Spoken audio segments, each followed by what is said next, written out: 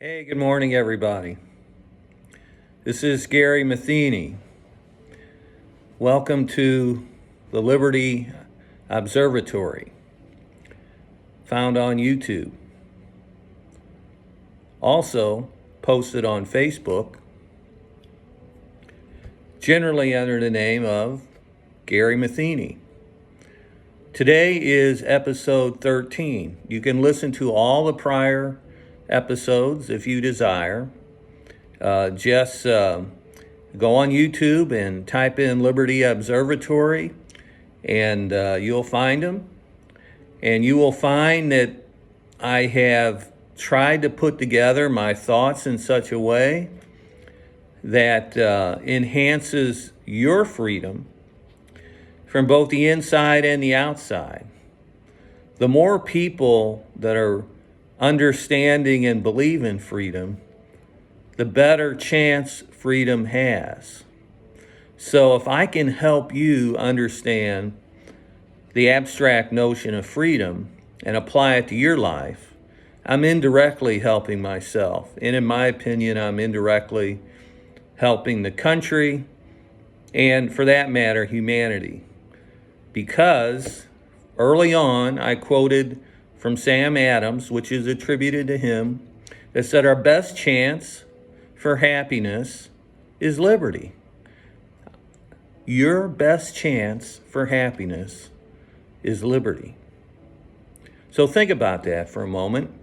And today we're going to take on a current topic. Hopefully I'll be helpful.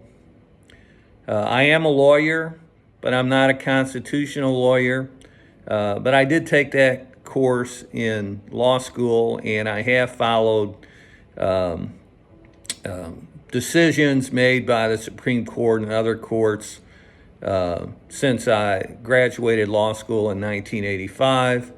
Don't claim to be an expert on it. And of course, I haven't read every single case as published by the Supreme Court. But some of the most important ones I have taken a look at with some earnestness.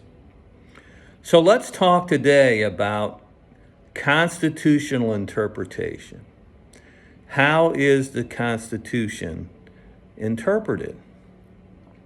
Well, there's four main approaches. Two of them are conservative, one might be called moderate, and one liberal. You need to understand that by its very nature, constitutional interpretation is conservative, because the Constitution is what is sworn to uphold, etc., and etc., by our civil officers, including our elected officials, that they'll uphold the Constitution. So there is, in the oath, a reflection back. And so whenever you have a reflection back, intuition says that it must be somewhat conservative because it's commanding you to think about the past. You cannot ignore the past. You cannot ignore the Constitution. It has been enacted by our fathers of our country, and we are required by law and good faith to consider the Constitution in all our public affairs. So I'm going to break down four basic interpretations of the Constitution and perhaps add a fifth. The fifth is, in my opinion, kind of leads to a legal conundrum, something that's hard to reconcile. But we shouldn't necessarily be afraid of conundrums. We'll get into that in a few minutes. But first of all, I'm going to tell you about the four basic approaches to the interpretation of the Constitution. The first would be the originalist. The originalist attempts to determine the original intent of the drafters of the Constitution. And so you have to be not an expert historian, but you have to have a working knowledge of history to determine what the original intent was. You have to understand that dynamic that was in effect in the 1780s. The Constitution was ratified, I believe, in 1787, and you have to have a working knowledge of who people were and what they did and what they believed in order to ascertain the original intent. As an example of this, I'll point you to, I believe it's Article 2, Section 4 of the U.S. Constitution. This article became, to the fore in the 1990s when Bill Clinton was impeached, and then, under the Trump administration, he was impeached by the House of Representatives twice, but he was not convicted by the U.S. Senate.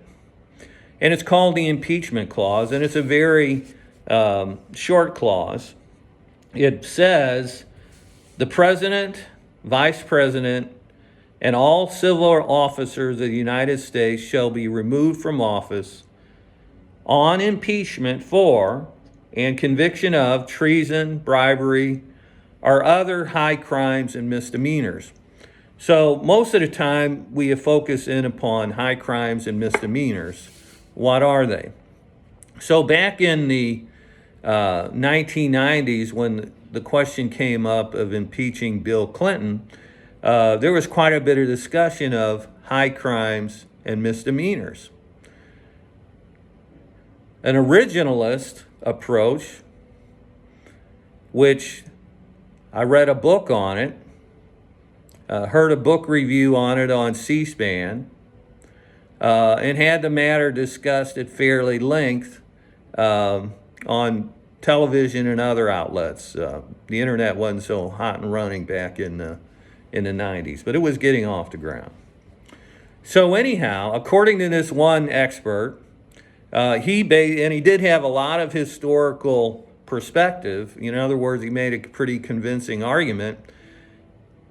He believed that the term high crimes and misdemeanors was a term of art used by the founders. It was not intended to be taken literally, high crimes and misdemeanors. It was intended to include such things as gross neglect, incompetency, a broader spectrum of things rather than actually convictions for high crimes and misdemeanors. And so under the originalist approach, maybe Bill Clinton should have been convicted of or impeached through the Senate trial. And I'm not saying he should have or should not have. I'm just saying that the originalist approach gives you a broader perspective on it. The second approach is strict construction. And I, by nature, tend to be more strict construction. It gives you an opportunity to just look at what's being said, take its ordinary meaning, and apply it. And so it's easier, so to speak, than having to educate yourself on the dynamics at the time of the passing of the Constitution. So let's just take the impeachment clause from a strict constructionist point of view. A strict constructionist would look at high crimes and misdemeanors and may say it has to be both high crimes and misdemeanors. Some people may say high crimes or misdemeanors, but it says "and" in the text. So a strict constructionist may say you need both high crimes and misdemeanors. Well, with President Clinton, you did have him accused of perjury, basically found liable in civil court, which includes the belief that he perjured himself. He lied about his affair or various affairs. And he perjured himself, but nobody ever prosecuted him for that crime. And I'm not saying they should have. And it may have been a crime, but it was never prosecuted. Well, in the area of law, you don't necessarily call somebody a criminal if they haven't been convicted of crimes. Accusations don't take you very far. Even probable cause is not a conviction. It has to be proof of guilt beyond a reasonable doubt. So to have actual strict constructionists, high crimes and misdemeanors, you need somebody that's being convicted of actual crimes, high crimes and misdemeanors. And so under the originalist approach, you may say, yeah, Bill Clinton should have been convicted because, things were screwed up there. He was lying. He had various things going on, and his very competency could be questioned because he had all these personal issues that distracted from his ability to carry out his duties. On the strict constructionist approach, it'd be like, it don't make it. It don't make it. He hasn't been convicted of crimes. So a strict constructionist would say, nah, don't vote to convict him for impeachment. The third one is a more moderate approach, and probably the one that is adopted more readily in the judicial system. And it's more practical, and I call that the interpretive approach. And what you try and do under the interpretive approach is interpret a term of the Constitution within the context of the whole. And so what that tends for you to do is mix a little bit of originalism, mix a little bit of strict constructionism, mix in some just practical common sense, and come to a conclusion that allows you to interpret what the Constitution is saying in a current context. And so interpretive is kind of like a mixture, but still heavily reliant upon the original context of the Constitution. The next is the more progressive or liberal interpretation of the Constitution. And that basically would say that that you read the Constitution in light of current issues, where the interpretive may say you read the current issues in light of the Constitution. Little subtle difference there. But the Constitution is, in some respects, subordinate to the current issues. And I don't mean that in a legal sense, I'm just meaning that in a practical sense. And so that is generally referred to as the living Constitution, the belief that a Constitution has to change with the times, be modern, and face the issues of the times. It needs to be living and modern. And so this one tends to appeal to people that are the most outspoken about the need for change in society. Now, let me give you an example of this, and we'll go back to 1973. And that was the year that Roe versus Wade was decided, and that was the famous abortion case.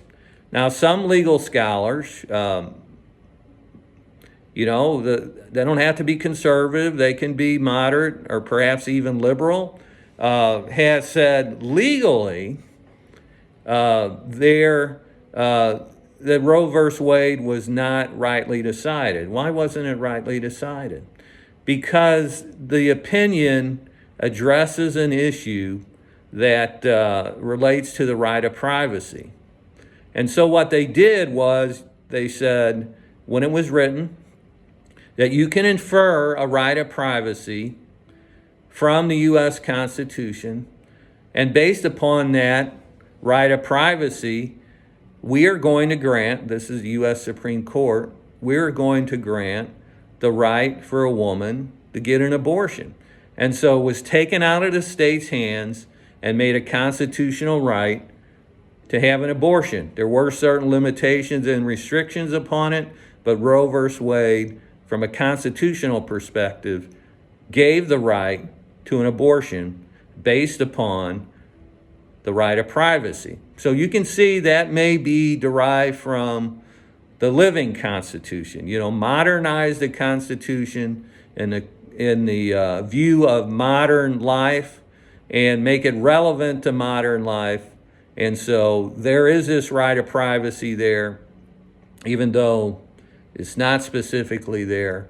But we see it, we infer it, and therefore you have a right to have an abortion. Now, the Roe v. Wade in 1973, of course, life existed before 1973. What was the state of the law on abortion rights prior to 1973? It came into the realm of the 10th Amendment, and basically the 10th Amendment says that all matters which are not specifically relating to the powers of the federal government are delegated to the states. And so if you find it in the Constitution, if it's constitutional for the federal government to have those powers, they have them. If you can't find it in the Constitution, then they don't have that power, and it's delegated to the states. And so that's the more conservative approach in viewing abortion rights, which is the current state of the law. It took until 2024 for the court to reverse Roe v. Wade. But the current law is the law prior to 1973, where the matter is delegated to the states. Each state is given the opportunity to pass their own abortion laws. So basically, the 10th Amendment of the Constitution, it's in the Bill of Rights, basically was an opportunity for people that interpret the Constitution to go back to the 10th Amendment and say, okay, we do not see this in the Constitution, therefore it's a matter of the states. But here is where we are going to create a conundrum, something that doesn't seem to be able to be reconciled. Two concepts are kind of like colliding together, and they're both viewed as relevant, pertinent, and having an aspect of truth, and yet you can't really reconcile the two. And so mathematics has certain conundrums. And you can go on YouTube and you could type in mathematical conundrums and you'll find a few. Science has conundrums. I saw it. I don't claim I understood the whole thing, or maybe not even half of it, but I saw something on television a few years ago that basically said string theory was not reconcilable to the theory of relativity. Now, some people believe that the theory of relativity is now a law, so they call it the law of relativity. But string theory has never surpassed theory. And yet, a lot of scientists believe that it has a lot of scientific backing.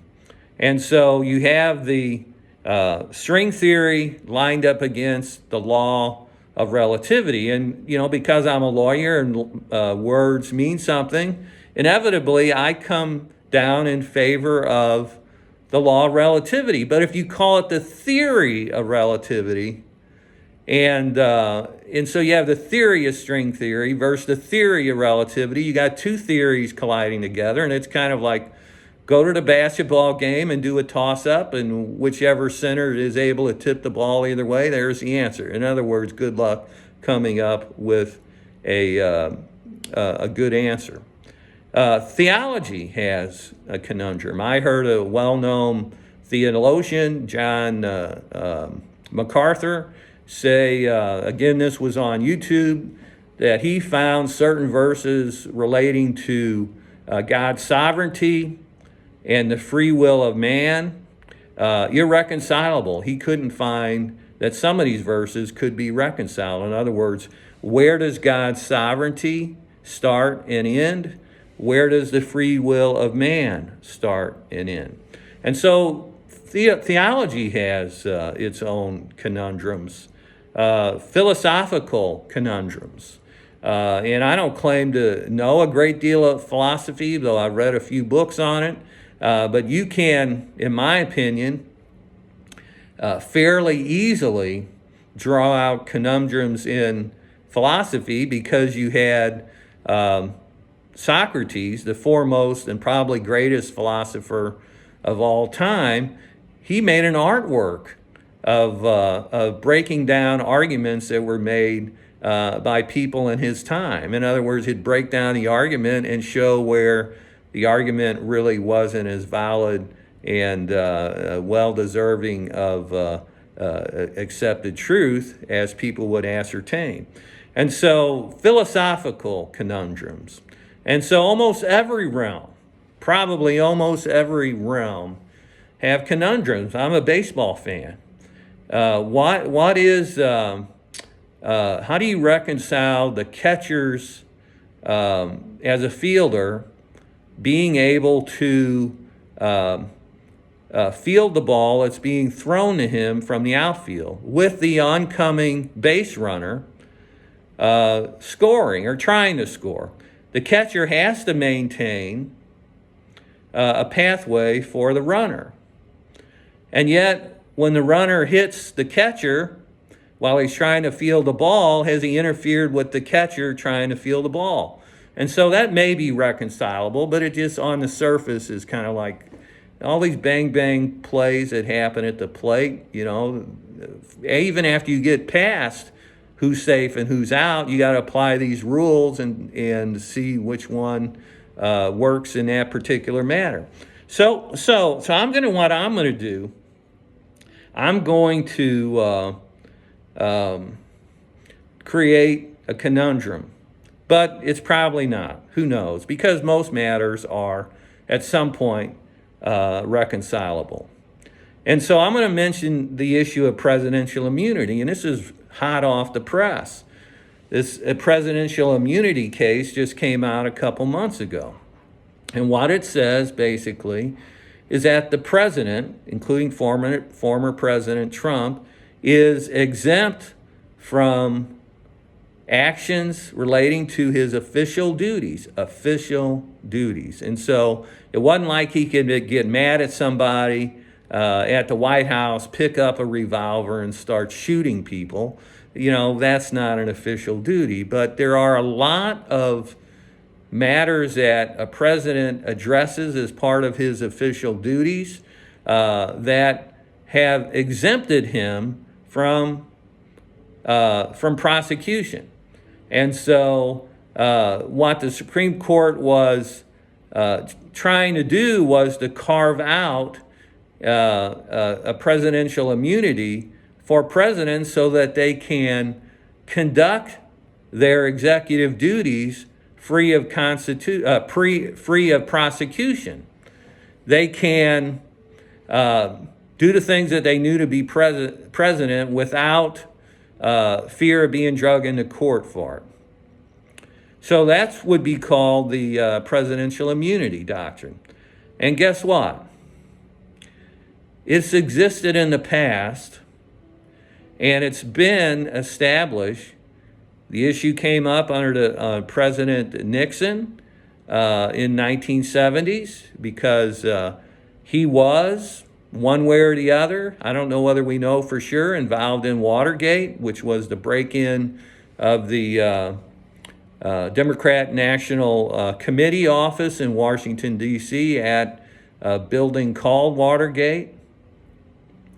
And so basically, the question is, where does this conundrum come from?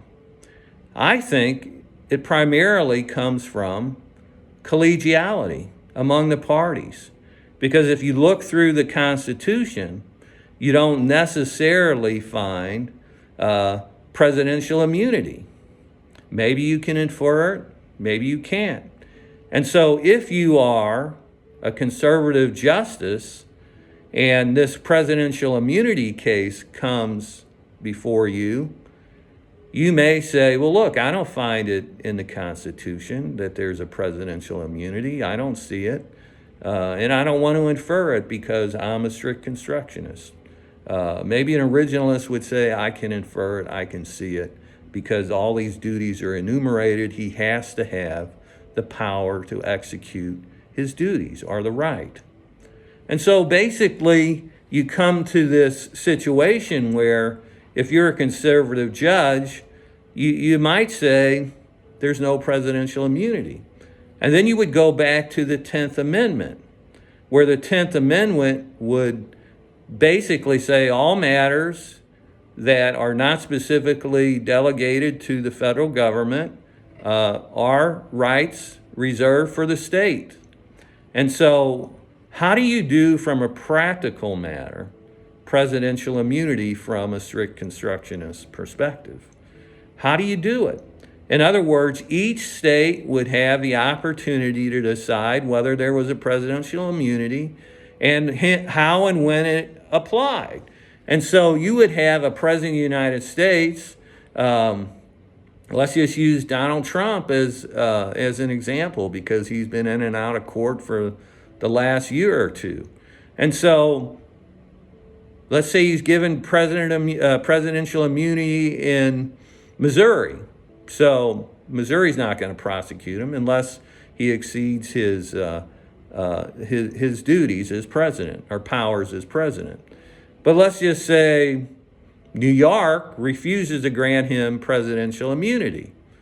That means that New York would be free to prosecute him for crimes, alleged crimes.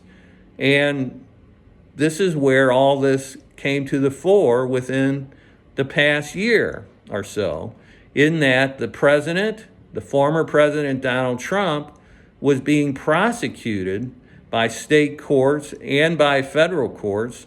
And where does the presidential immunity begin and end? Well, the Supreme Court basically says if you're exercising your official duties, then you are entitled to presidential immunity, even though a strict constructionist might say, my interpretation of the Constitution doesn't say that because I don't see it specifically outlined. So this is where we get into the issues that have never been decided and may be decided down the road. For instance, is paying hush money to a lover or prostitute, is that an official duty? Or how about this? How about owning a business and either intentionally or not, there are misrepresentations made on bank forms, tax forms? Is that an official duty? Or how about down in Georgia, where you have a telephone call and you say something like to your representative in Georgia, find me some votes. Was that just an exhortation, or was that an instruction to bribe and otherwise change votes or find votes in the back of sedans that don't really exist, but lo and behold, we found them? That's really a Democrat tactic. And so basically, we're going to have this realm that is going to help us decide when an official duty occurs and when it does not. And so you can see how the U.S. Constitution keeps reeling, keeps getting interpreted, keeps us forever analyzing the issues and the facts relating to any given case, And I don't think that we have heard the end of presidential immunity. And if you're wondering what my opinion is, I think a president, regardless of political stripe, should have presidential immunity, and official duties should be broadly construed. For the simple reason, if he's the president, he needs to do his presidential duties and powers, and there are political enemies out there that are looking to bring him or her down, and they cannot be unleashed on a president. A president has to be free to exercise his duties as president. So I hope everyone has a great day.